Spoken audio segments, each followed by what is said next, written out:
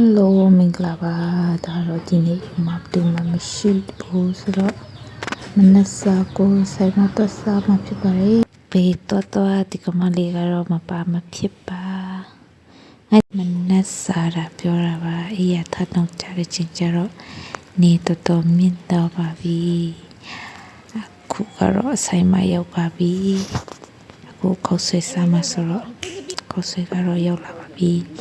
အရင်စားချင်းစရာလေးဖြစ်နေပါတယ်မနက်စာခေါက်ဆွေးစားပြီးမှရုံးကိုပြန်လာတော့အခုက9နိုင်10နိုင်တောင်ဖြစ်သွားပါပြီနေလဲတော်ပူနေပါတယ်ဒါကတော့လမ်းကနေမြင်ရတဲ့တောင်တန်းနေပါဟိုနာချက်သွေးရောင်တူမူနဲ့ဟာကယုံပါ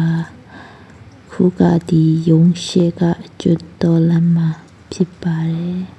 ကိုရတော့ပြီးတော့ကင်မရာမန်ပါခုကသူတို့3ယောက်ကိုဗီဒီယိုရိုက်ပေးတာဖြစ်ပါတယ်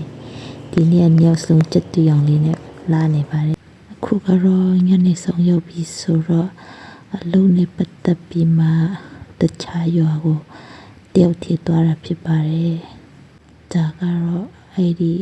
အလုပ်တော်မဲ့ရွာတေးကိုသွားတဲ့လမ်းပါညနေပိုင်းနေဝင်စီစာဆိုတော့အရင်လာနေပဲတော့